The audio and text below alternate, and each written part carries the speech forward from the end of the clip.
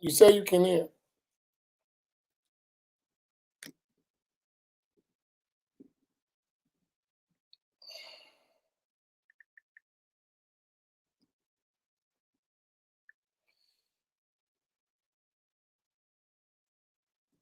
Bismillahir Rahmanir Rahim. Alhamdulillahi Rabbil Alameen. Wassalatu wassalamu ala Rasulillah wa ala alihi wa sahbihi ajma'in. Allahumma alamna ma yanfa'una وانفعنا بما علمتنا وزدنا علما. اللهم لا سهل إلا ما جعلته سهلا وأنت تجعل الهزن إذا شئت سهلا. سبحانك لا علم لنا إلا ما علمتنا إنك أنت العليم الحكيم. السلام عليكم ورحمة الله تعالى وبركاته. I praise and thank Allah subhanahu wa ta'ala for the blessing of Islam. And sufficient is Islam as a blessing, as an endowment from Allah subhanahu wa ta'ala. I pray that we all find ourselves in a state of al-afiyah, well-being in our religion and in our life and in our bodies and in our families, that all of us are in a state of afiyah, in a state of well-being. And it is one of the things that my teachers used to always say when we would come together or when they would meet someone. They would say, may Allah grant you al-afiyah. May Allah grant you well-being. As the Prophet salawatullahi wassalamu alayhi wa ala alih, he said that the best thing to ask for in this world is al-afiyah. And the best thing to ask for in the next world is Jannatul Firdaus, the high levels of Al-Jannah. So may Allah give us al-afiyah in this world and Jannatul Firdaus in the hereafter. Amin. Today, I want to have a serious talk with all of us because I need to have us focused. It is extremely important. We all have a job to do. And as Muslims, we must do our job. And I've mentioned these verses over time. We talked about different verses in the Quran, and we've given lectures in Ummah page. The other Imams, Imam Sulaiman, he did a whole talk about it. Imam Fatin did a talk about it. And Imam Jihad talked about it. Imam Hamza, he talked about it. And I've talked about it. This issue of enjoining what is right and forbidding what is wrong. And I need everybody to understand this, so I'm going to do my best to keep as much of this talk in a language that I would hope everyone understands. Because I'm going to address serious issues, and I'm talking about solutions. I don't want to just talk about problems. We spend a lot of times talking about problems, but we never do nothing about them except talk about them. We never change them. We never rectify the situations. We just talk about the problem. That's not sufficient. Every one of us who has an intellect, who has a brain, we know we got problems in the world. Everyone knows that. No one is oblivious to that there is problems. We might not know the degree of the problems. We might not know how widespread the problems are. We might not even know that we are a part of the problem, but everyone knows we got problems. Everyone knows that. The challenge for us is how to find solutions, and finding the solutions and then implementing those solutions. So, as you know, I've been on a campaign, and let's put that campaign up so that everyone is aware of it, that I'll put mines now.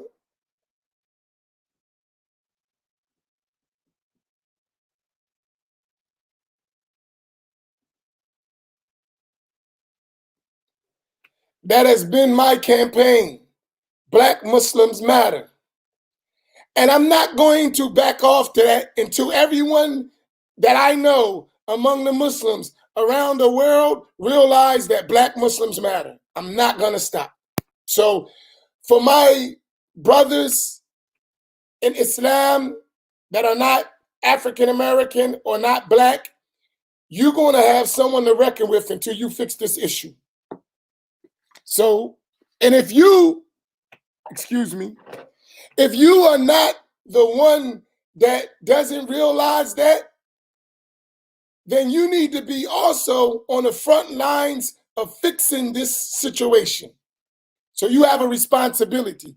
Your responsibility is not only to say, well, I don't do that, but if you watch others do it and you don't do anything, you just as guilty as the one doing it. We have to take that position. And I'm aware, and that's why I'm speaking up, because I've been a part of the problem in allowing this issue of racism and bias and inequality to happen to Black Muslims and watch it and know it and remain silent. For whatever reason, I may have remained silent. And that's a whole nother discussion, the reasons why. Sometimes you got to think about, why did I remain silent? And you got to evaluate yourself. So this happens. But what I will not do, and anyone who listens to me, I'm going to encourage them not to do, is to remain silent. Is to stop speaking the truth because the truth is uncomfortable for somebody. Well, stop doing the things that make you on the opposite side of the truth and you won't feel uncomfortable. You know? You won't feel uncomfortable if you are on the side of the truth. But if you're on the side of falsehood or on the side of injustice or oppression or inequality or racism, then you need to feel uncomfortable, and I'm going to help make you feel uncomfortable. Now, with that said, our ultimate goal, us, all of us who are Muslims, I'm speaking directly to Muslims because I know on my feed are some people who are not Muslim. I'm not talking to you right now. I'm talking directly to Muslims, and I need everyone to listen because oftentimes we get confused because we're not listening. We hear what we want to hear and we carry what we want to carry. So I'm making this video. I'm doing this session so that you listen and you understand and then you implement and act upon it. As Muslims, our primary obligation after believing in Allah and His Messenger, after learning the matters of the religion, after implementing it and practicing what we learn, is to invite and call others to Allah through Islam. Calling people to the obedience of Allah through the religion of Islam. That's our job. That's the ultimate goal of everything we do. The end result is a da'watu ilallah, calling to Allah, inviting people to the worship of Allah subhanahu wa ta'ala. That is our first, middle, and end objective with everything we do. We're trying to bring people to Allah, period. Full stop, exclamation mark, whatever you want to put, highlight, put it in caps. We are trying to call people to Allah, to the obedience to Allah. That's it. Nothing else. That's our objective. And now the only thing you'll notice is the methodology we employ to do that. The ways we go about addressing the issues that keep people away from Allah, away from obedience to Allah, away from Islam. We employ different methodologies to bring them to the worship of Allah. And we try to have all those methodologies within the bounds and rules of the sacred law, the Shariatul Islamiyah, the Islamic law, the sacred law. That's our scale. And all that is based on the Quran, the Sunnah, the consensus of this nation, the great mujtahid, head scholars of the Islamic nation, and the other sources of Islam that the scholars employ for us to understand divine revelation. That's our methodology. That's it. And anyone who thinks other than that of me, you don't know me and you sadly mistaken. My life, my work, most important thing in my life is to call to Allah subhanahu wa ta'ala and the path that leads to Allah, which is al-Islam, and the methodology to understand Islam is al-Sunnati wal Jama'ah. That's my life. I have nothing else I want to do. If I could spend the rest of my life just doing that, I would be extremely happy. So I just want you to understand me. That's me. And anyone who knows me, they know that's me. That's him. Even in my life, my enemies know that about me. The people who don't like me, they may say, he's this, he's rough, he sometimes can have bad character, he ain't merciful. Whatever you may say, that's an enemy talking. You won't say, he's not about this religion. You won't say that. He's not about teaching and getting the religion across to people. You'll never say that. So my methodology sometimes may be a little rough. I got it. But you won't say that he's not trying to call us to Allah, trying to call us to Islam, trying to get us to be good Muslims. That you'll never say. Or you are a liar. You know that. With that said, now, combating racism among Muslims within a fold of Islam, we have to do that. Why? If we don't combat racism, number one, racism is haram. It's unlawful. Oppression is haram. Inequality is haram. All of that is haram, unlawful, not permissible. You cannot do it as a Muslim. If you do it, you are sinful. If you are sinful, you are disobedient to Allah. You are disobedient to Allah, and it is the opposite of what we're supposed to be calling each other to, which is obedience to Allah. So the basis why we fight racism, why we're combating racism, why we're highlighting the injustices of racism, no matter who it comes from, because it contradicts Islam. It is a munkar. It is an evil deed that we must remove. We're obligated. Whoever doesn't engage in that and has the ability at one level is sinful. And the sinful person runs the risk of getting the torture from Allah subhanahu wa ta'ala. So we must understand that. Now, with that said, I receive phone calls, several phone calls. So you get to know me because I'm a teacher. I'm Imam Amin. Some people call Sheikh Amin. Some call Ustad Amin. But I am active in a da'wah.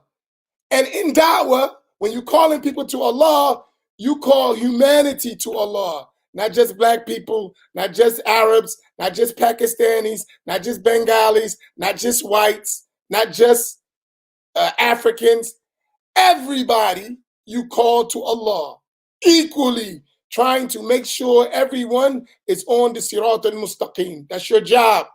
That's the work of someone who is working in the field of a da'wah, calling to Allah. Everyone in the human race is necessary to get the message of La ilaha illallah, Muhammadur Rasulullah, and obedience to Allah. That's what we do. That's our life. So when you hear me talking about Wahhabiyya and talking about that issue, it's because we have to call against anything that's going to lead people away from the straight path and from misguidance. Whatever we're talking about. It ain't because I hate people. It ain't because I dislike people. I love you. That's why I'm telling you that's wrong. Because I don't want you to be in a situation where you face your Lord as a disobedient servant. And I don't want that for myself. I really love for you what I love for myself. I'm a Muslim. I really love Islam. I really love Muslims. But at the same time, I hate sins even if I happen to be sinful. I hate sins even if I happen to be sinful. I don't want you to be sinful. And I need to repent and work on myself. But even if I'm at the low state, I don't want you at a low state. I remember one of my teachers, Sheikh Walid Rifai, Hafidhullah, and I love him. And man was really there for me throughout my life and my studies. A descendant of the Prophet, sallallahu alaihi wasallam. He said to us, and this was so long ago, decades ago, he said in a lesson, if two drunkards, two people are drinking alcohol, and they're together drinking, it is obligatory on one of them to say to the other, don't drink, it's haram. And that saying, and I have a picture because I'm from the inner city, so I know about alcoholism and drunkards and stuff. I had it in my family. I've seen it. I know what that's like. And I thought about that. Two people sitting, they got their fifths of wine or whatever they drink, or their vodka, or Smirnoffs, or whatever they drink, Night Train or whatever that stuff they be drinking. That's when I was coming up, these types of drinks. And they're sitting drinking, and they're drinking together, that one gotta say to the other, don't drink, it's haram, while they're drinking. I said, deep, that's deep. That's how important it is to enjoying what is right and forbid what is wrong. And he said something, because they have one sin, they shouldn't commit two. I said, deep. Because they have one sin, they shouldn't commit two. What is the one sin? They're drinking, a major kabira. It's a major sin. Min al-kabair, among the major sins. But also, to not enjoying the right and forbid the wrong is another sin. So if they know someone's doing a munkar and they don't say anything, they don't try to stop it, that's two sins, not just one. And I thought about that. I was like, wow. And I really, that impacted me. I'm talking now, and it's been almost 3 decades since he said that. And it stuck on me like, wow. He was giving us a class about enjoining what is right and forbidding what is wrong. We were studying a book, Sulam al-Tawfiq, by Habib Abdullah bin Hussein bin Tahir, and he mentioned that case. So that's our position. I want, yes. African Americans I'm talking to. African Americans. I'm like, wait. How many of you have experienced overt racism in a masjid or covert racism that wasn't obvious, but you felt it? If you have faced that, just put yes, type yes. I want to see something. Of all you people, type yes. Be honest. Don't conceal it. If you have felt overt racism or covert racism in a masjid, type yes. I'll wait. You got a 20-second delay. That's one. Come on.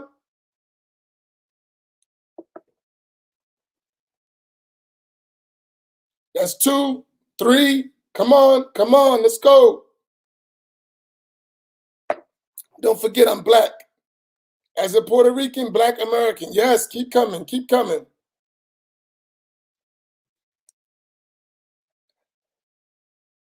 Mm.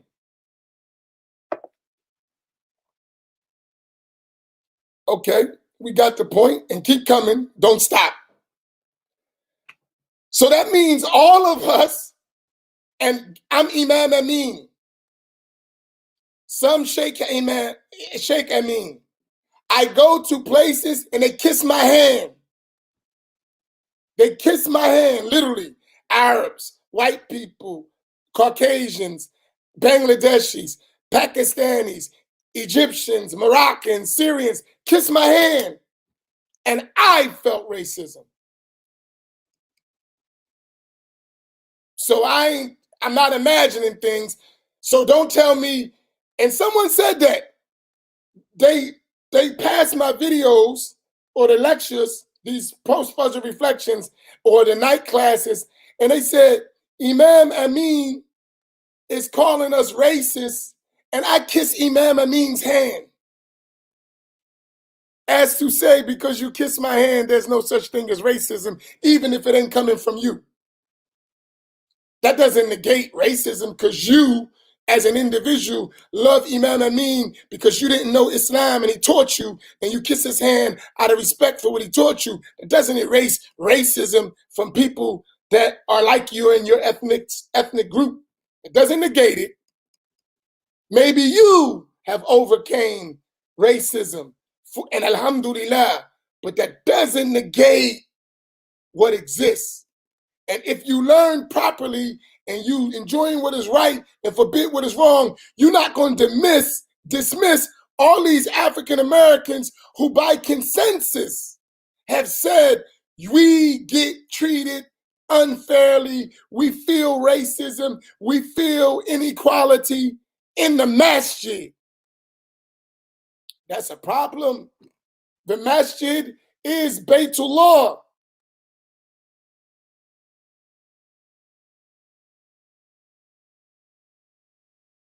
So all you got to do is read these comments. It ain't Imam Amin talking. Read these people, what they feel. And I'm giving them a platform to express what they feel. This is serious. So don't ignore this issue. We are Muslims. Most of these people have discussed, they're Muslims. They are people of La ilaha illallah. They've been Muslims. Some of them have 3 generations, 4 generations of Muslims in their family. In my family, I have 3 generations of Muslims. 3. We've been Muslim for 3 generations. Some have more than that.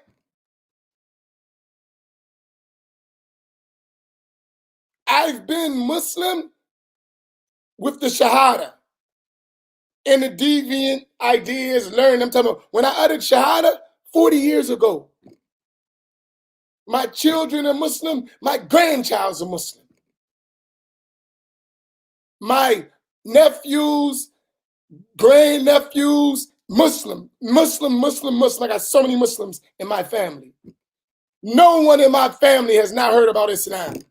That's how many Muslims I got in my circle. And guess what? Someone will come to me and ask me, Alhamdulillah, you're a Muslim? MashaAllah, do you know how to pray? Do you know Al-Fatiha? Huh? Seriously?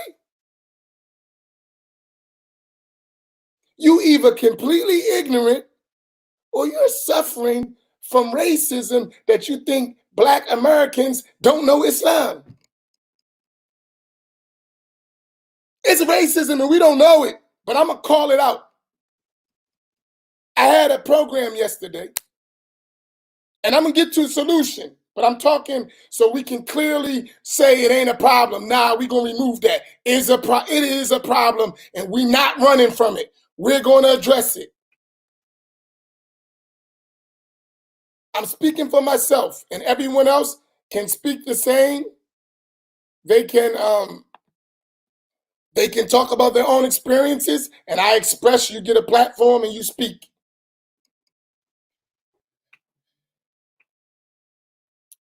We're going to talk about addressing racism and uniting our ummah. And the moderator, beautiful sister, African sister, she wasn't an African American. She was an ethnic African. That was obvious from her accent, from her dress, obvious, right? And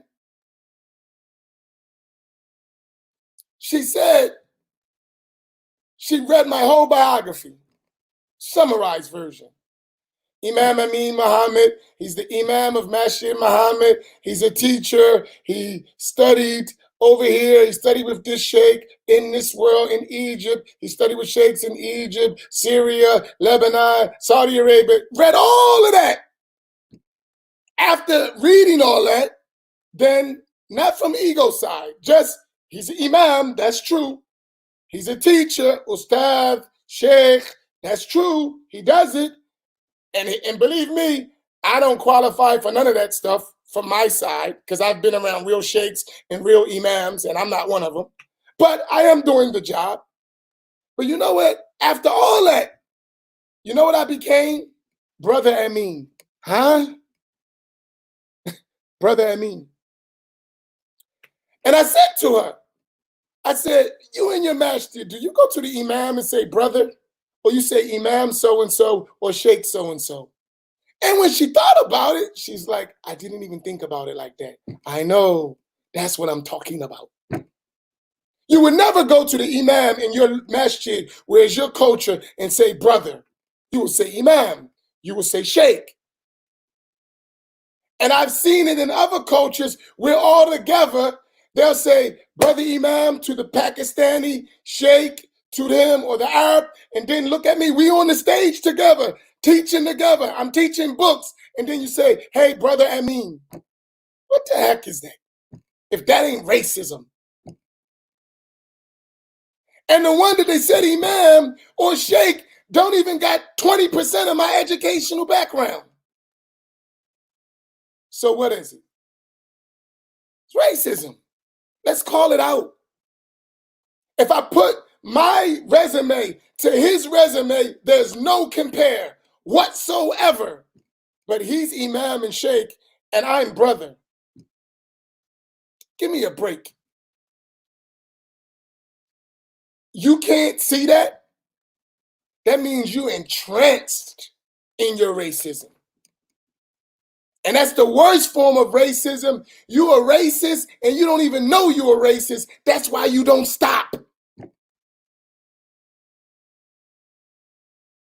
You know, that's compounded, as the brother put, compounded racism. You a racist and don't even know you're a racist. Well, if I'm your brother and I love you, I need to open your eyes and show you, my brother, my sister, this is racism and it's totally against Islam. And we need to have this talk. In every single masjid, we need to have this talk. Because I'll give you an example, and I'll speak from my own experience because it's very important. I'm going to speak from my own experience. I'm an imam in Atlantic City, Masjid Muhammad. I'm the imam, right? It is the oldest masjid in South Jersey. Our masjid started as temple number 10 in the Nation of Islam. Temple number 10 in 1955, right? Temple number 10. That's early in the black community in the nation. 1975, from 1955 to 1975, when Imam Waterfordine Muhammad, Rahimullah, became the leader, that masjid became from Temple number 10 to Masjid Muhammad. Between 75, 78, I wasn't there at the time, I was a kid, but I came to Masjid Muhammad for the first time when I was 10, 1980. So it was only 5 years later. Oftentimes I gotta, is my voice clear? Is the voice clear? Okay. So sometimes my elders in the masjid, I gotta remind them, you only been around like 5 years in the masjid before me. So we have this joke. But anyway,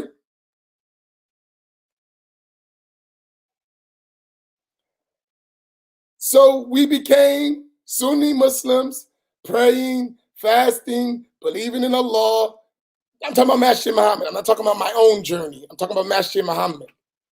And Masjid Muhammad, from 1975 all the way to 2010, which was the death of our beloved Imam Khairi Shakur, rahimahullah ta'ala, rahmatin wasiya, may Allah have mercy on him,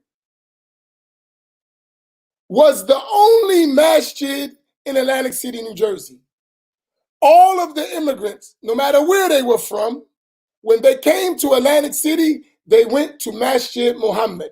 Everyone had their start at Masjid Muhammad. Everybody in this area. It is the oldest masjid in South Jersey. Under the leadership of a black African-American Imam Khairi Shakur, rahimahullah ta'ala, who was the Imam at Masjid Muhammad for 30 years. And every time an immigrant came, they stayed there and built their own stuff and went and started their own masjid. There are several masjids in Atlantic City that are predominantly immigrant. Every single one of them had their start in Masjid Muhammad. Every one of them. And I'm going to tell you racism. Imam Khairi Shakur, rahimahullah ta'ala, he was rajulun karimun jawadun. He was a very generous, kind man. Extremely, in my opinion, a little bit too kind sometimes. But karam, Jude, generosity, kindness, it can be as much. So it's really not too much. But people abused it. He would give the immigrant community space in the masjid. They had schools. The Egyptians had a school. The Bengalis had a school.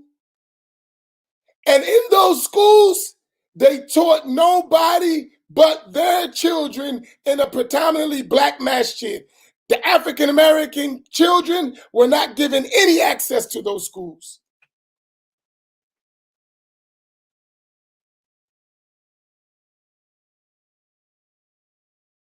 No access. In a predominantly African-American masjid, in a predominantly African-American city, in their masjid that they built and came from misunderstanding Islam to a correct understanding of the Sunnah, you don't invite their children at all. Not one. Not one. And not only that, the Imam is struggling to pay the bills on the masjid. Because you only come for your school and you don't come to Jumu'ah. A few of them come, the rest of them, they're not praying behind the black Imam. That's what it appears. Allah knows what they really have in their intention, and we should have a good opinion of them. That's Islam. But I'm talking about covert racism. We said overt racism and covert racism. There's two types. Now everything is explicitly mentioned. Some things is indicated. They can't pay the bills. They're struggling to pay the bills on the masjid. They have a mortgage on the masjid, which Islamically they shouldn't have because they're struggling. They don't have money. While you got doctors, engineers, business people, owners, store owners in the black neighborhood and in the black masjid is struggling to pay off a $60,000 mortgage. Now we got to have real talks because I want you to understand why I say the stuff I say and why I feel the way I feel. I'm going to go into some stuff, some feelings going to get hurt, but it ain't to hurt you. It's to wake you up and make you change. They have a loan. And this is just, I'm giving you Atlantic City because it's what I know personally. So you can, by comparison, it's all around the country. This ain't no new stuff. But I'm pointing it out, that's all. They're in the masjid. The masjid has a mortgage payment.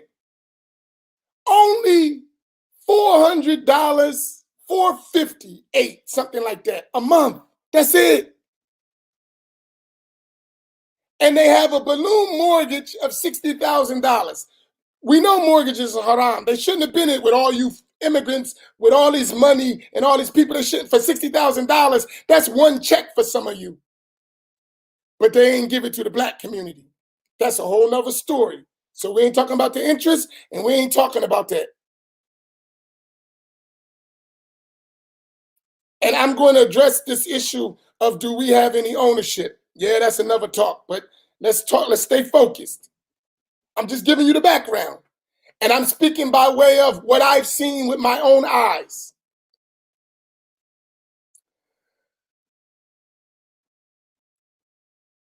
They were paying $300 a month for the Bengalis, $150 a month for the Egyptians. They had, let's do math. I want to show you racism. This is overt. It ain't covert. This is overt racism.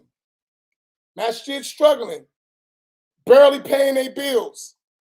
You got a school that you had for years, at least 7, 8, maybe 10 years, 5, 6, 7 years for the different levels of the different times of the school. You paying $150, $300. Add that up, that's $450, right? That's not even all of the mortgage payment.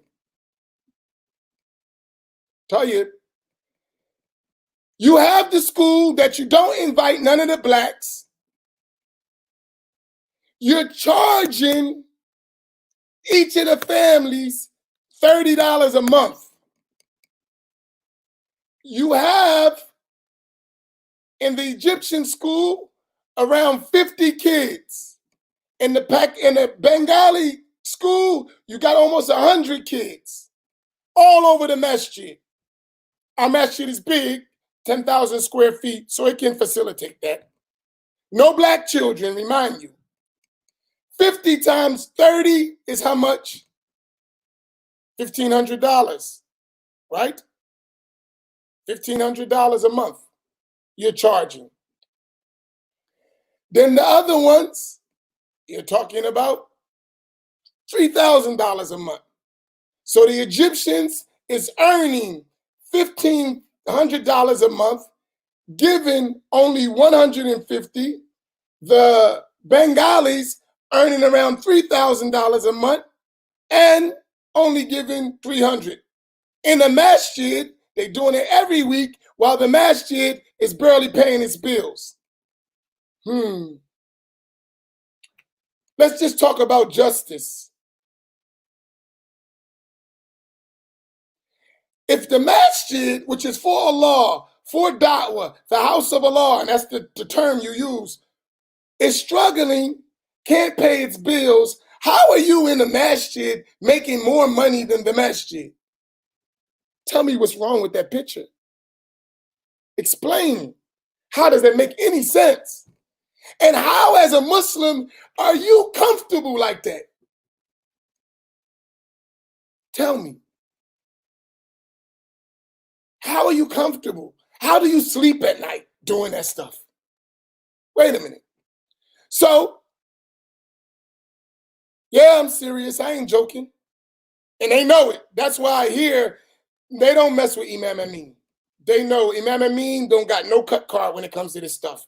I am not a token Imam. Forget about it. Now, wait a minute. So the Imam dies. Now, this has been going on for at least, let's give it minimum, because I was overseas, so I didn't know how long actually. But for sure, this been going on for at least 5 to 6 years or more, right? So if we add up that, we're talking about $18,000 a year, roughly, for the Egyptians. And for the Bengalis, you're talking about roughly $36,000 a year. 1836. It's 18,000, 36,000 a year. Give them 5 years, we're talking about 90,000 and 180,000, right? Each of them in 5 years earned enough money to pay off the masjid. Did they do it? No. And they earned it in the masjid.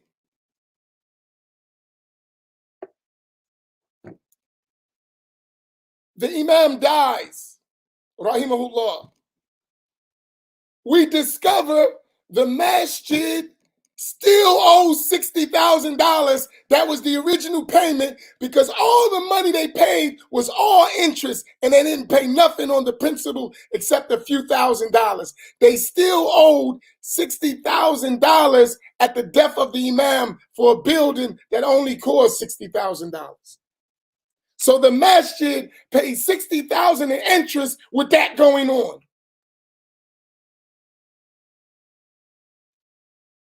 My first act of business as the Imam, I called the leaders of those schools who don't come to the masjid. How do I know it?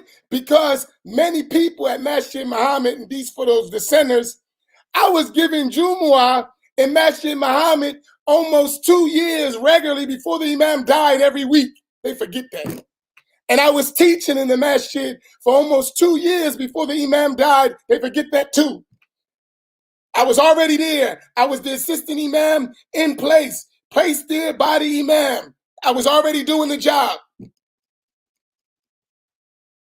Because the Imam was busy working and couldn't come to the masjid because all this money, no one is paying the Imam. And many black Imams all around the country notice that you got to work, you got to try to serve the masjid, you got to try to pay the bills in the masjid, and people's in the masjid making tens of thousands of dollars. Give me a break. Give me a break. I'm speaking just Masjid Muhammad because it is only example what goes around all around the country. We have groups of imams. We talk this country. We put on the African American Summit. We brought imams all around the world. More than 1 year. We know this discussion. I'm Imam Amin. I know it. I'm not somebody that I don't know what I'm talking about. I know many imams and I have conversations. And what I say to our imams, stop letting them get away with this stuff. Stand up. And we got to do something about it. Let me finish. I'm going to get to that part. You're going to be patient with me. But I want to just, so you understand, when you hear me talk the way I talk, you understand why I feel the way I feel. My eyes have seen things. My heart has felt things. I've watched it. Now, when I become the Imam, I call the Egyptians in, I called the Bengalis in. Now listen, they're families. These ain't individuals. These are families organized with books and notes. They're in the masjid running their own organizations and not helping the masjid. They got groups, so they got the money they get from the kids, and then they pressing the parents for money to do other stuff to build. And they're doing the same thing, the Bengalis. Both of them are doing the same thing. The Egyptians, they come in, and here's racism. I studied in Egypt. I understand Arabic very well. They try to talk in Arabic in front of me. Are you stupid? You know I understand Arabic. I give Arabic books. I'm translating. I'm teaching them. How are you going to talk in Arabic in front of me like I'm stupid?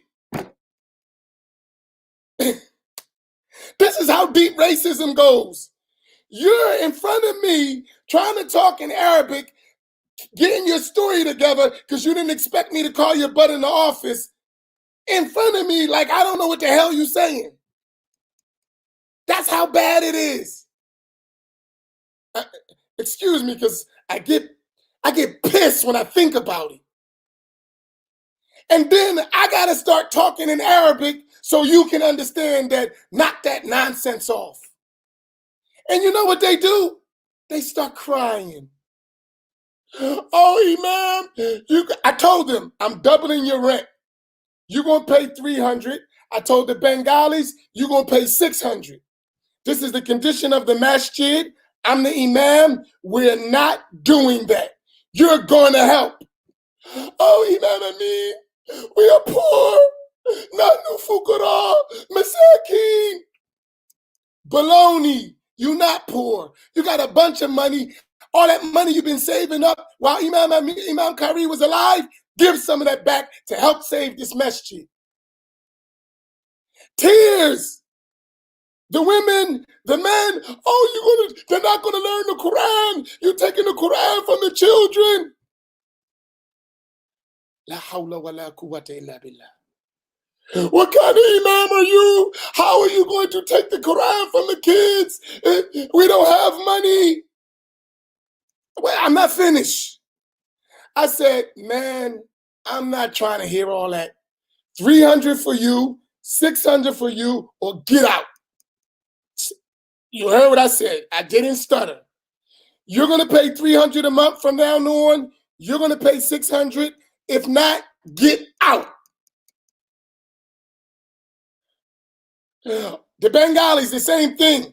They got all their groups together, all their political things. I want to share you racism. They got together, all their group, we the Bengali people. I thought we all Muslims. I thought we all come to Masjid Muhammad. I thought we all using the space to teach Islam. What do you mean, we the Bengali Muslims? You want to get it started, we'll get it started. We ain't worried about we the Muslims and we got to take care of the masjid and we got to spread Islam to all people like Sayyiduna Muhammad sallallahu alayhi wasallam, that Allah said about him, وَمَا أَرْسَلْنَاكَ إِلَّا رَحْمَةً لِلْعَالَمِينَ. We only sent you, Muhammad, as a mercy to all of the creation, all of the people, not just one group, not just your group, the Arabs, or the Pakistanis, or the Bengalis, or the African Americans for themselves, or the Africans. That ain't Islam. But that's what you're practicing. So I tell them, either you pay or you get out. They went to get black people, African Americans in the masjid.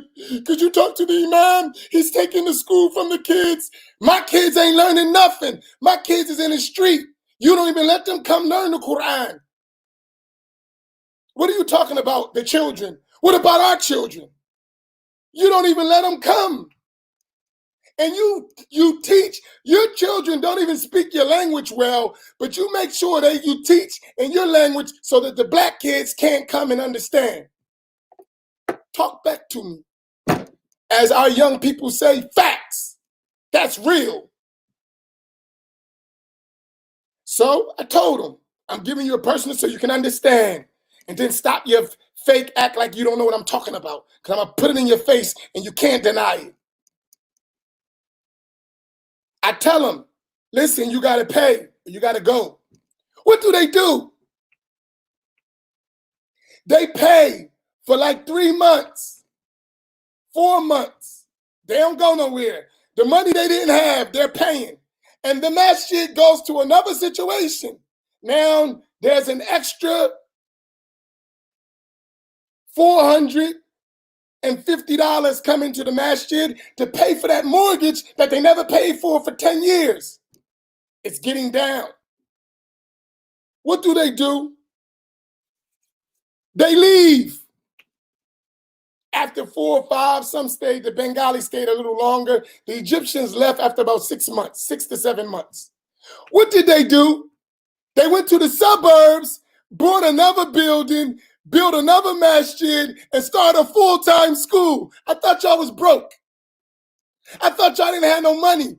You bought another building, made a full-time school, hired your people, and you told me you ain't had no money. Facts. Racism. I thought you was broke. I thought you couldn't have no money. You was buying time on the backs of black people. You went from not being able to pay $300 to opening up a whole nother masjid in the suburbs with a full-time school and get some token black people to work for you so you can, at minimum pay, so you can say, we're not racist. Talk to me. This, and they know it. They know it. This ain't something that we can have that discussion, but they know me, I'll have it. They know it. It ain't going, I'm not a token imam. I ain't doing that. Absolutely not. That stuff's disgusting. And somebody need to check you. Because we would never do that. We would never do such a thing. Wait a minute. I'm not finished. That's the Egyptians I'm talking about. Right? That's the Egyptians. A year or so later, a year and a half later, the Bengalis stayed around. Maybe a year, 6 months. I don't want to exaggerate. So let's give them a year and a half. A year and a half, the Bengalis buy a $500,000 building, redecorate it, fix it up, build a school. They buy housing all the way in the middle of the city. The whole area is Bengali land, Bangladesh land, or whatever you want to call it. Housing. They got the schools, Texas Avenue School in the middle of Atlantic City, filled up with their kids. They took it over. That's where I went to school. It's all Mexicans, Bengalis, Pakistans, but mostly Bengalis. They bought a whole neighborhood in the city, built a masjid in their area, $500,000. The ones who said, we don't got an extra $300 for the black community. I'm not finished. These people make you want to punch them in the face, seriously. But they Muslim. We're not going to strike another Muslim in the face. That's how they make you feel, being so insulting and disrespectful. This is what they do. These are the same people who didn't have no money. The Egyptians did it, and so did the Bengalis. For years, decades, since 1955, African Americans been holding it down in the city, around the country. And you come right off their backs, come to their masjid, steal from them, use them up, and then say, now we got on top, we don't need you. Come on, man, talk to me. This is real. This ain't a fantasy. I ain't make it up. And everyone who's from Atlantic City and Masjid Muhammad, put yes if you know what I'm talking about. Let's be real. Let's be honest. Be real. Wait a minute. I ain't finished. Allah, when we found out, they left us, got away from us. Masjid Muhammad, we paid off that mortgage In like 18 months, the whole thing. We was done. We was done. With our money, we was finished. Masjid is owned. No mortgage, no riba, none of that. Done. We did it. Then after we finished, Hurricane Sandy came, wiped the masjid out. And I'm not saying others didn't help from outside. Not these people. My students that are Arab, that are white, that are Pakistani, they're my students. I taught them. They helping Imam Amin. And don't think I don't recognize the difference between helping Imam Amin and helping the black community. It's two different things. So let's not play games. If it wasn't Imam Amin, you wouldn't do it. Because we can go to your city and we see the condition of black community and you're not helping them. You're helping Imam Amin because Imam Amin you're teaching Imam Amin. Imam Amin's coming and he's teaching and he's putting it in and he's educating your people while you're losing your kids. And Imam Amin is helping because Imam Amin speaks English. Imam Amin knows the religion. He's helping you. So you got to help Imam Amin. There's a difference. Let's not play games. There's a big difference between the two. Because if you take yourself outside of Imam Amin, how many black communities are you helping? So let's not play games. And not saying we don't appreciate your support for me. I do. I'm fine. It ain't about me. It's about a segment of the Muslim community that's not being treated fairly, that's being treated with racism. That's what we're talking about. We're talking about Imam Amin. It ain't about Imam Amin. It ain't about him. That ain't the issue. Let me finish. We get to Sandy. Masjid is decimated. The whole city is decimated. Masjid is up to 5 feet underwater, 10,000 square feet. Done. I go on a campaign all around the country. I got to get the money to fix this. You know what I got to do for that money? I got to give khutbahs. I got to teach. I got to give classes. I got to be away from my family. You don't just say, here's money. It is, nah. Now you need money so we can really use you. We're going to work you like a government mule. Imam Amin, we need classes. We need khutbahs. We need fundraisers. We need you. And I got to do what I got to do to get this building paid off and make something for the future of our community. I got to do what I got to do. And I got to wear my family out to do it because you got the money. Why? Because you bringing me to the fundraiser and in a half an hour, I watch you raise 200, 300, 400,000, a million. I've been around and I'm there. And guess what? I'm the only black guy sitting in the crowd or on the stage. I understand. And then with all that, you'll say, here's a little bit for you. Go help fix your community. Not fix it, just enough to keep you coming back. But you, at the same time, use my energy to build your institutions, to build your masajids. I'm speaking real, speaking real.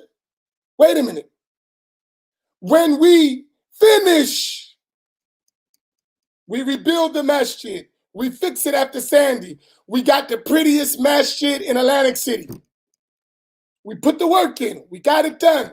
You didn't help us. It was a bunch of black guys on the ground busting their help. And any one of you came help, you came with your cameras so you can go raise money for your own institutions. See what we're doing in the black community? Take the Photoshop and we don't never see you again. You do it every year. Thanksgiving, you come, you feed the people, take some pictures, get some interviews, and never see the black community till you need those pictures again for your fundraisers. Let's talk about it. Let's talk about it. This is disgusting and we're going to talk about it. Now, and I'm getting to solutions, but I got to make the problem so clear. Now, when we fixed the masjid, you know what the Bengalis came back? Because we beat them. We finished our masjid before they finished theirs. You know what they came back? They brought the imam. They hired a sheikh. from outside of Atlantic City, Bengali Sheikh, Bangladeshi. He comes to me, Assalamu alaikum, Sheikh Amin. MashaAllah. Allah subhanahu wa ta'ala bless your community. Look how beautiful y'all did the masjid. Alhamdulillah, we are all Muslims. Can you loan us some money to finish our masjid? Oh my goodness. You guys are impossible. You really didn't say that to me, did you? Did you hear what I just said? Can you loan us some money to finish our masjid? You can't make this stuff up. You can't make it up. I looked at him. I said, yeah, Sheikh, in Arabic, if you don't get out my face. And he's like, why are you so harsh, Imam? And get out my face. And I'm being honest to you, I'm from the projects. It take me a lot to swallow that stuff. I mean, I learned. I lived overseas. I got shakes. I know better. I got to watch myself. But I'm from the hood. I really want to knock you out. That's disrespectful. Islam, I can't. I can't. That's haram. I know I can't do that. But you rude. You disrespectful. Too much. You insulting. It's bad. Somebody got to check you. Because if I keep you around my people, one day somebody going to punch you in the face. If you don't get yourself together with that. Then they go back and say Imam Amin is harsh to us. Huh? I'm harsh to you. We can't work with him. He's just too critical. Critical? I just described you and you know this stuff. What do you mean I'm critical? You racist. That's the problem. It ain't I'm critical. You racist. And unfortunately, and here's our part, you got some black people, some African Americans who will go to get a few crumbs, act like they ain't racist, and help them be more racist. Go sit in the back of their masjids and get a little plate during Ramadan in the corner. What the hell is that? Be a man. You got a board and none of them is black. None of them. Ain't no black man making no decision. Zero. No black man or woman. This is disgusting. In a predominantly black city, where blacks are the majority of the population and the majority of the Muslims.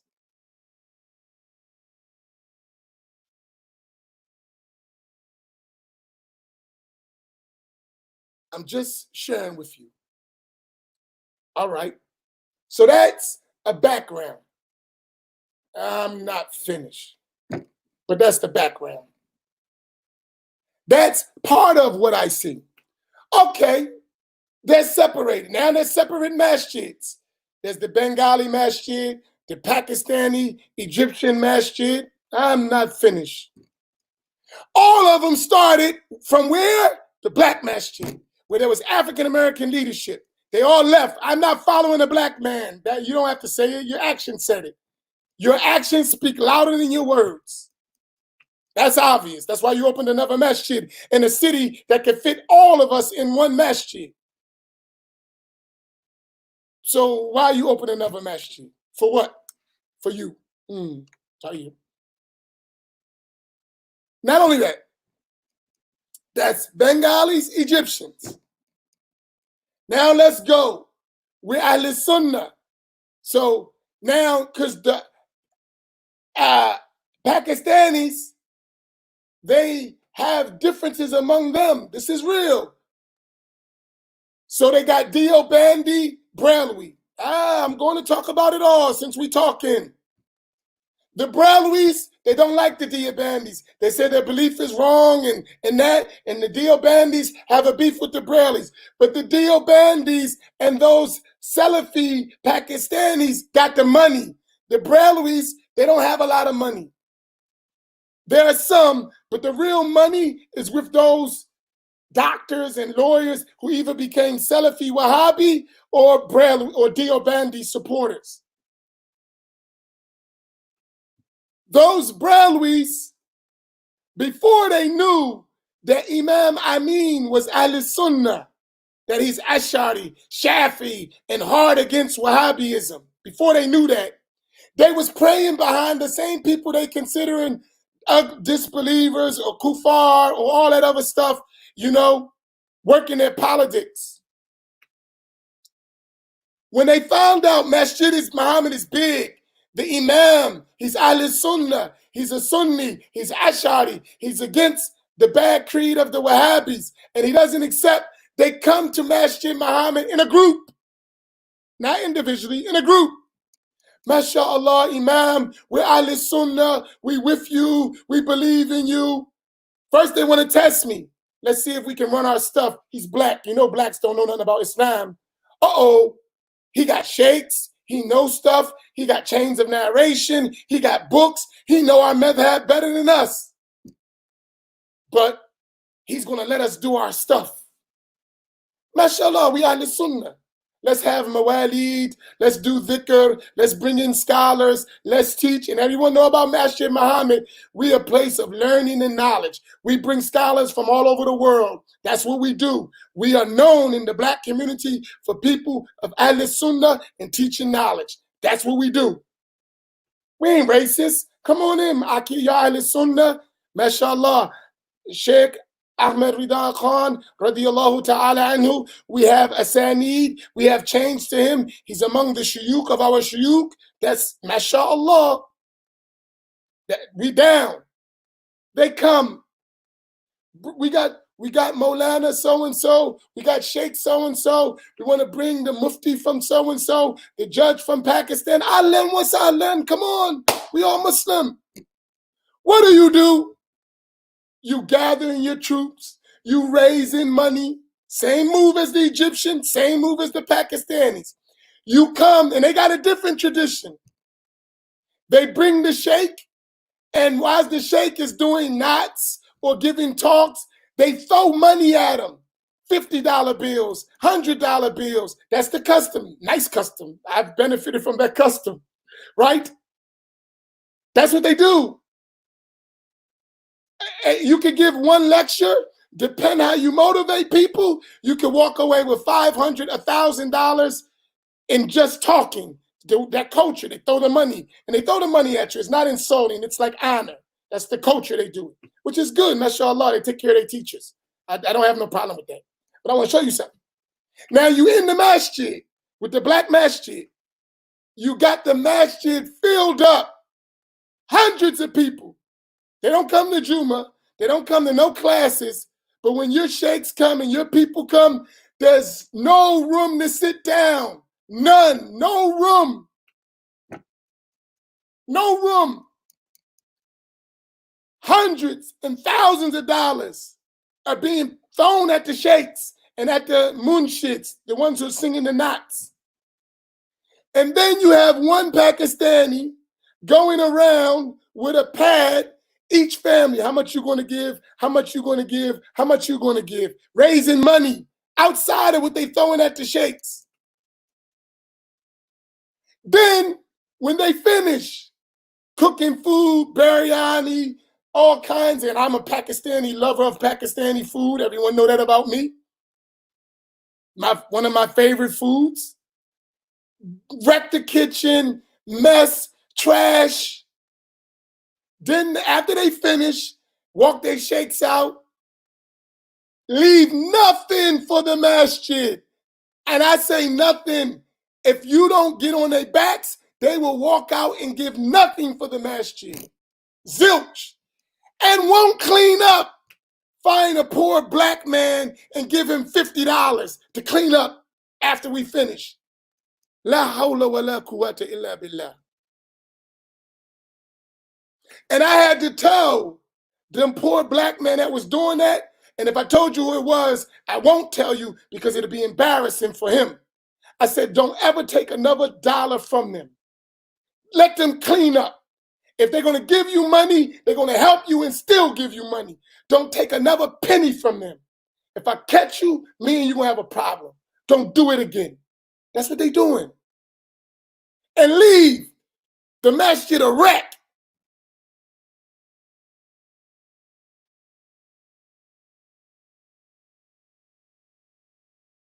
Tell me that's Islam. Tell me that's... And then change the name of the masjid.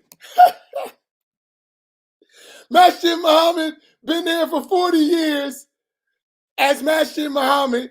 You come name it Markaz Ahl Sunnah wal Jama'ah. And then say, we putting Islam on the map in Atlantic City. Muslims, blacks been fighting for 65 years and you put Islam on the map. You can't make this stuff up. And I'm gonna come to a conclusion. Because I can go on and on and on. I can go to the suburbs. I got something for you too. But I'm gonna stop right here so we don't go on overload. I think the point is clear. And the same applies to everybody else. So if I talk about my suburban people, Sunnis too, Ahl Sunnah, that ain't dealing with the black community, if I come at you, I hurt your feelings. So stay in your lane because it applies. I'm just backing it up. All right. Solutions, that's problem. Number one, biggest solution, start practicing Islam. First, you got to learn, because I know you don't know Islam. So you need to learn first. From all these cultures, y'all need to learn Islam in the proper way. Y'all need teachers, y'all need tasawwuf, y'all need to learn Aqidah properly, you learn to learn fiqh properly. So first, that you know Islam and how to apply it. That's number one. You need to learn your deen, because you don't know it. And most of you have not even learned your fard ayn. And that's another thing with black folks. Stop thinking these people know something. They don't know the religion either. That's why white supremacy got their knee on their neck, because they don't know the deen. They're chasing the West themselves. Most of them are here not to learn Islam, to get dunya, which is a whole nother discussion. They don't know the religion. So don't think that these people, because they speak Arabic, or some of them don't even speak Arabic and you're scared. They speak Urdu and they're Bengali. They don't even know Arabic. But you think because of our own ignorance of the religion that they know something. They don't. Trust me, they don't know the deen. Very few of them. And the ones among them who know the deen got the same stress I got. I wish my people would learn. So the ones who know Islam are at the same struggle. So it's not no different. The people of knowledge, the people of trying to practice the deen got the same struggles in every community. In the white community, in the Arab community, in the Bengali community, in the Pakistani community, have the same problem. The teachers, the scholars, they just are overwhelmed with ignorance. And the people don't want to learn. That's a global problem. So don't get fooled because you come in, I'm from Pakistan, I'm from Egypt, I'm from India, I'm from Bangladesh. So what? What that got to do with anything? What that got to do with anything?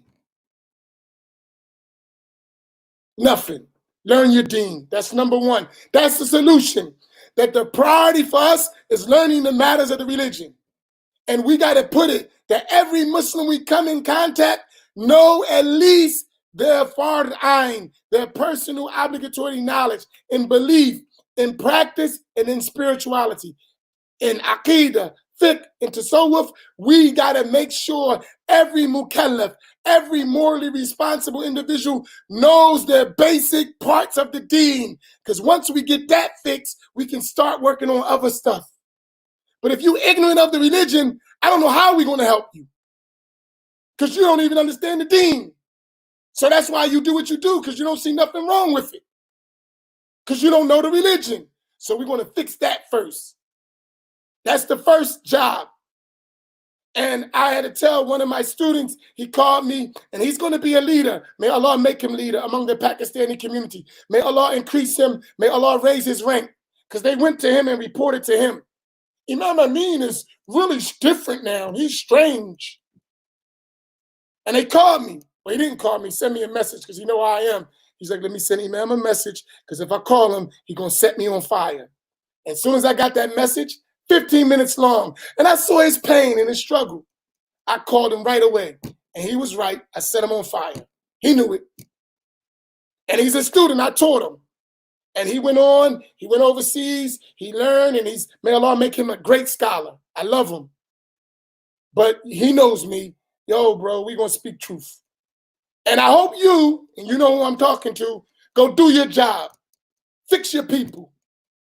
That's what you learned for. You didn't learn to be a coward. You learned to be a lion for Ahl Sunnah, a lion for Islam. Go fix your people.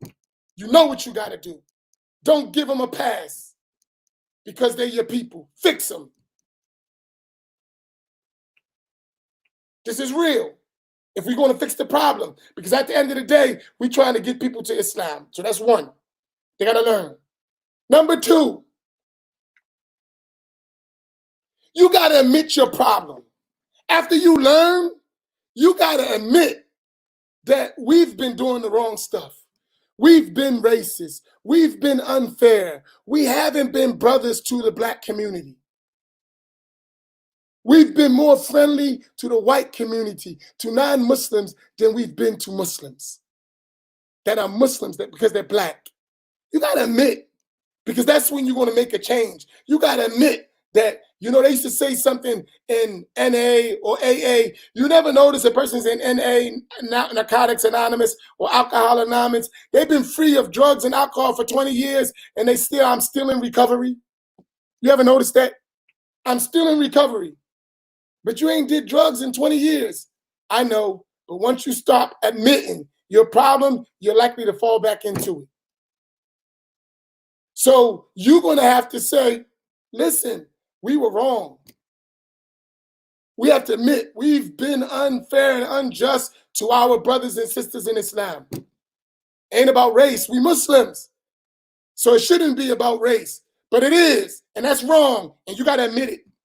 You got to recognize it, and we need to help you recognize it. Admittance. That's one. The third step, rectifying it, correcting it. You can't just say, I know, and keep doing the same stuff. You got to change. You got to do something different. You got to learn to be a real brother. You got to really learn to care. You got to be a believer. Allah tells us in the Quran, إنما المؤمنون الذين آمنوا بالله ورسوله ثم لم يرتابوا وجاهدوا بأموالهم وأنفسهم في سبيل الله أولئك هم الصادقون. Allah mentioned in the Quran, the only real believers, real true believers, are those who believe in Allah, His Messenger, and never doubt. Thereafter, they never doubt. And they struggle with their wealth and their persons in the path of Allah. These are the sincere servants of Allah. So you got to do something. You can't just talk.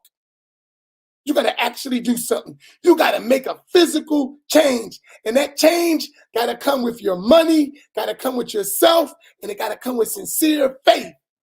That's Islam. Can't just talk about it. You got to do it. The last thing, because I thought about it, some great imams and great sheikhs from the immigrant community in America, from the white community in America, and they called me, and they my friends. I mean, really, we've been through a lot together, and they're hurting too. They're like, Imam, and they know me, so they like, how do we approach Imam Amin just because he's not going for it? I said, hey man, why are you snitching on yourself? I hid you. Now you reveal yourself.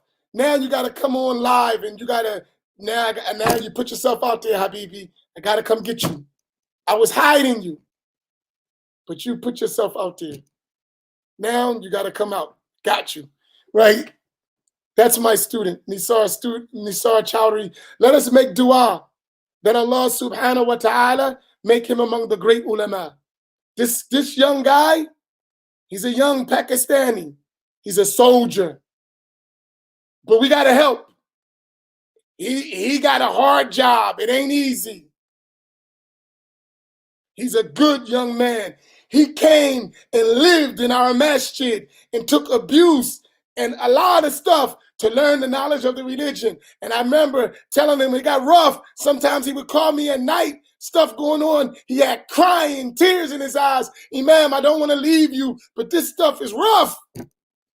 I said, stick in there, young man.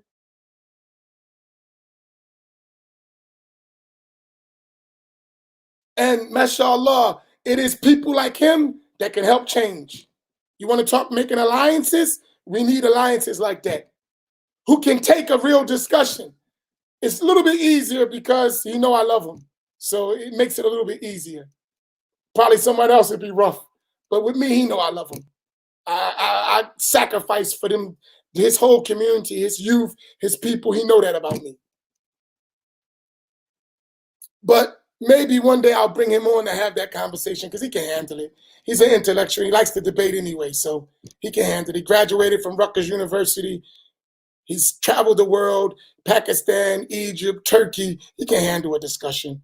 But he's my younger brother, my son in faith, so I got to watch him. I got to be there for him, right? Because these are challenging things that this is hard for everybody. All right, never mind. Now he poured the covers off. Great, now I don't got to hide you no more, right? But anyway, so that third thing is rectifying. Part of that, and this is da'wah. This goes back to my beginning.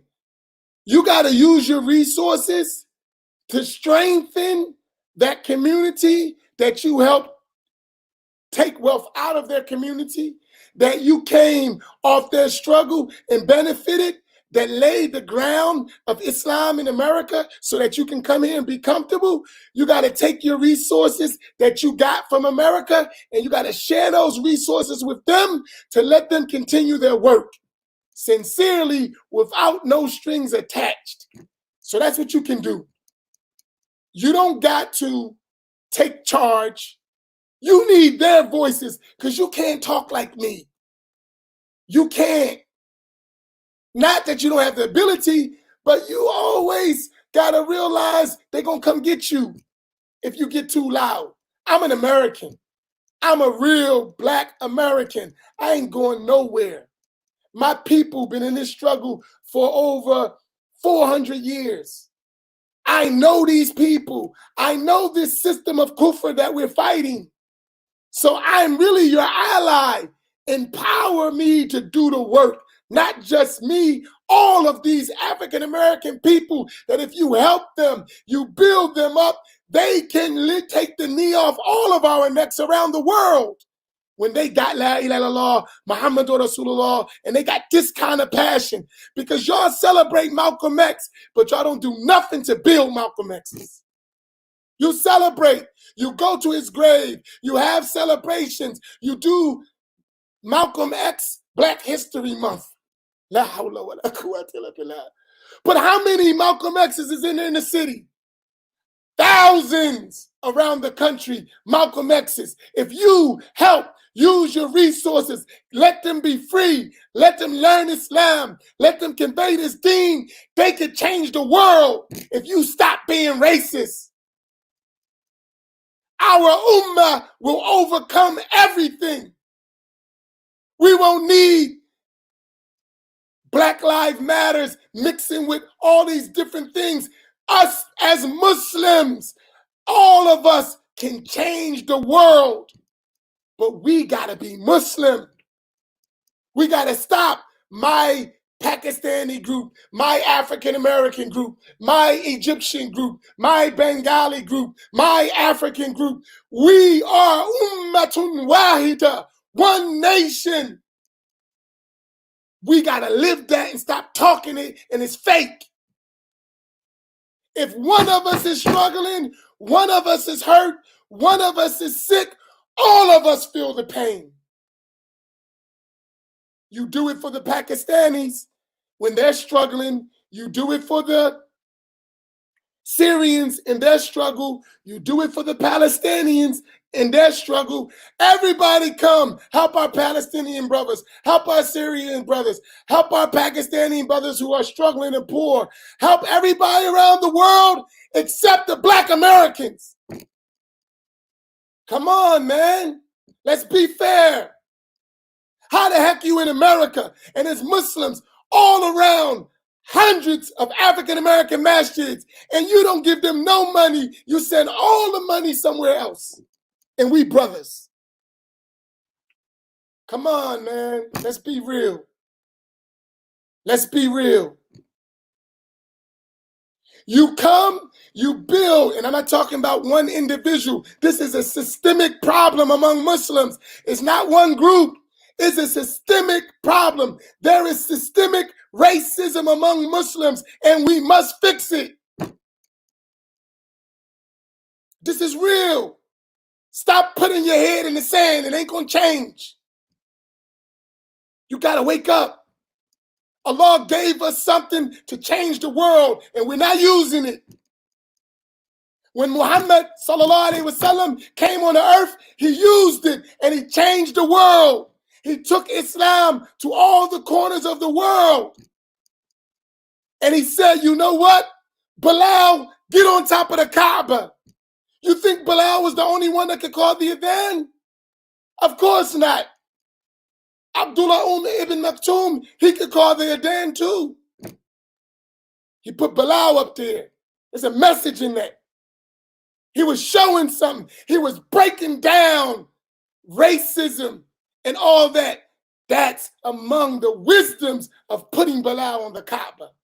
That's Muhammad sallallahu alaihi wasallam, who was a person who they was slaving and they had stone in the desert and beat him. Allah said, no, rise up, black man, rise up, yeah, Abdul Habashi, get on top of the Kaaba and call people to Allah. That's Islam, not that racist stuff we practice. It hurts because you're killing the deen. You ain't just preserving your culture, you're killing Islam from within.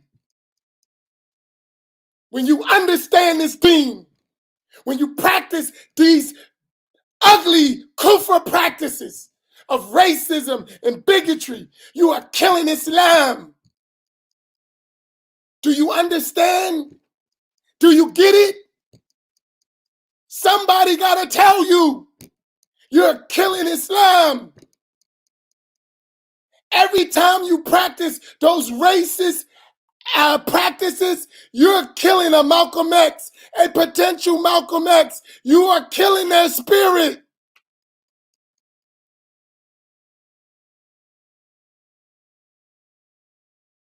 You're killing the spirit. You celebrating something you're destroying.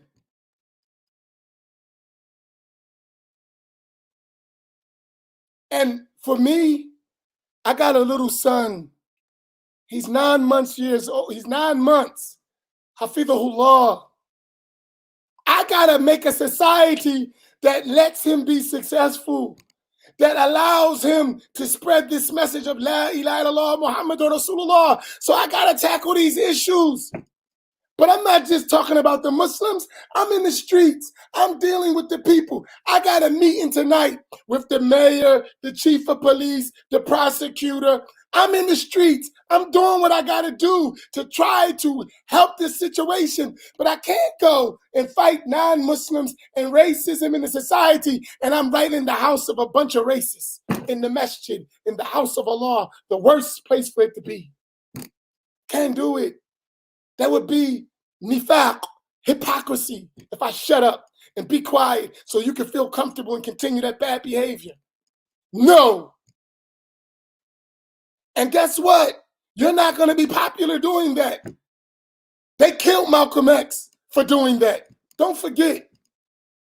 And people may think it was just the nation. There's conspiracies. These people are serious.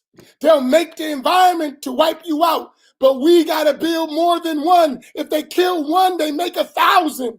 That's how we got to be. Because at the end of the day, this is about da'wah. This is about La ilaha illallah. Someone asked me, you know, in Sufism, and it's long, I gotta stop, but it's important. I'm Rifa'i originally in Tasawwuf. My tariqah originally in Sufism is a tariqah al-Rifa'iyya, right? From the route of the great Imam Ahmed al-Rifa'i al-Kabir, radiyallahu ta'ala anhu. That's my original way in Tasawwuf. But as I studied around the world with different teachers, I learned different turuq. For the barakah, I took different turuq of a barakah. There's one of training with your sheikh, that's for tasleek, that's your murshid, the one you following, right? And he's tarbiyah, sheikh or tarbiyah, the one who's training you. Then you have shuyukh for ta'aleem, shuyukh for barakah. You have all this in Islam. This is, maybe some don't know what I'm talking about, but those who are more advanced in their studies, they know exactly what I'm talking about. So for the barakah, I took other turuq as well. Naqshbandiya, Qadiriya, Shadiliya, Shistiya. But my heart is Ba'alawi. Why Ba'alawi? There's a reason I have this love for Asada al-Ba'alawi inside of me. You know why? Because they're the perfect example for my people. That's a perfect example of success for my people. They went through struggle. They went through hardship. They are the most purest lineage of the Prophet family, sallallahu alaihi wasallam, on the earth. And they went for over 1,100 years, father to son, father to son, father to son. Despite hardships, despite difficulty, they produced the greatest scholars that this nation has known. And nobody knew nothing about most of them. They were sincere to Allah, and they passed it down for 1,100 years. To this day, their family has produced more Muslims in the world than anybody else. Subhanallah. They did the work. If we learn to do that, we could do similar. We need to learn those examples. They preserve the Islam and all of its sciences for generations, over 1,100 years. And they have an unbroken connection, well known, the most known on the earth, to Prophet Muhammad sallallahu alaihi wasallam. I can name all of my teachers through that route, father to son to sheikh to student, student to sheikh, all the way back to Muhammad, with many routes from my mind. I don't need a book. And that is our connection to Islam. That is our chain of narration. But what about for us? We got to do the same thing. And tomorrow, I got to talk about us and our preservation of knowledge as well. Because we've watched 100 years of Islam in our community almost. We're almost 100 years of well-known, the word Islam, the word Muhammad, the word Allah in the Black community, and we haven't produced not one worldwide, international, recognized scholar in the world, and that itself has to change. None of us have an agreement on Black scholarship and what that looked like. African American scholars, it's all over the place. We don't have a definition for that. We don't have a scholar that we say, as Black people, he's an alim, he's the one we all look to, and there's several of them. We have to produce that. Every other culture where Islam has reached, they have produced that. They done it. Go to Russia. I'm going to show you. In Russia, they built one of the biggest masjids in the world. And you know who the scholars are there? Russians. And the Arabs, the Pakistanis, they came there, the Bengalis and every Africans, they came and they submitted to the scholarship of the Russians. In China, in Pakistan, in Bangladesh, Africa is the same. African Americans got to produce the same thing. We're no different. We got work to do. We only had 100 years or so, but we got a lot of work to do. But part of the racist agenda has divided us and separated us, that we still trying to figure out what is Islam. After 100 years, we still haven't learned what is the correct way to practice Islam. We still fighting that because some people have come with their agendas and poured it in the black community. With that, I'm going to come to an end.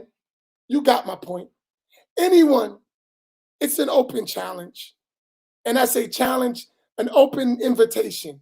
Anyone from any community, whoever you may be, if you think I'm wrong in this, I welcome you to an open dialogue.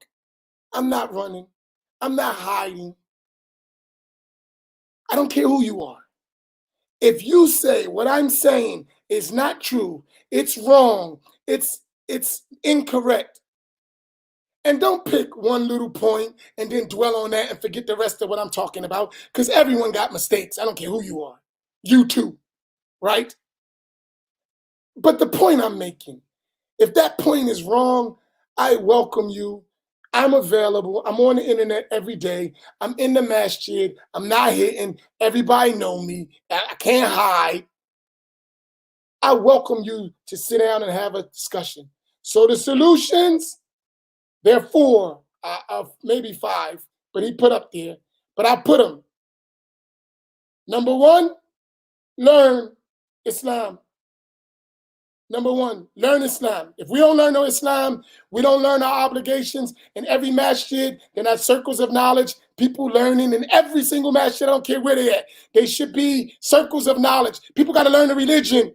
I don't care who you from. If it's in the Bengali language, Pakistani language, get classical books, get the books we're supposed to learn. Everybody learn their religion. Teach. That's number 1. We got to teach Islam. Nothing works without that. That's number 1. Number 2, we got to have these discussions. Stop running from the discussion. We got to have them. We must have them. Number 3, we got to start admitting when we're wrong. And the Prophet told us about when we committing sins, when we're wrong, he said, "At-taibu min ad-dhanbi kaman la dhanba lah." The one who repents from the sin is like the one who never sinned. Fix it, admit it, right? Then we good. Admit where we going wrong, and then the 4th thing, rectify it, correct it, do something. Repent, turn to Allah, have some regret. You committed a sin. Racism is a sin. You should stop, you should regret, and you should have the intention never to do it again. And if you wrong someone, you need to fix that wrong. That's the 4th thing. That's the 5th thing. Now you gotta go back and help what you destroyed.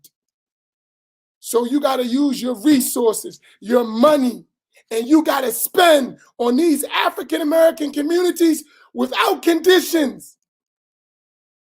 You got to take from your own wealth and give to your brothers to do da'wah. Give to your brothers to build. That's your job. And not do it so they can serve you. Do it so they can serve Islam. There's your solutions. Jazakumullahu khaira. Barakallahu fikum. My number is open. You got Facebook. You can send me a message. Don't send me a message if you ain't really trying to make the change, because we're wasting time and I don't got time to waste. Don't start talking about stupid issues that have nothing to do with what we're talking about. I don't have that kind of time. But if you really want to work, you really want to make a change, you really realize, I don't care where you're from, your hand is in my hand. They know it. Let's do it. But if you keep it up, I'm not going to stop. I'm going to keep talking. I'm going to keep talking. I'm going to keep educating, because what people like is we stop, you give some token change, and then we go to sleep and it's the same. Nah, we're not going to sleep.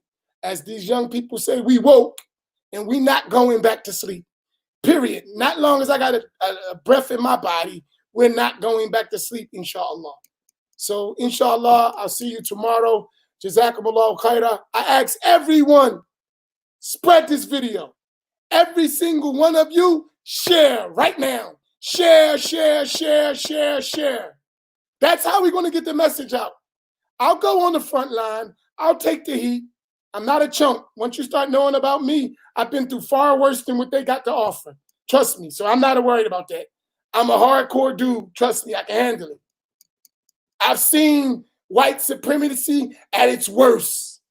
If you know me, know where I've been and what I've been through, I'm not afraid. Don't worry about that part. Share the video.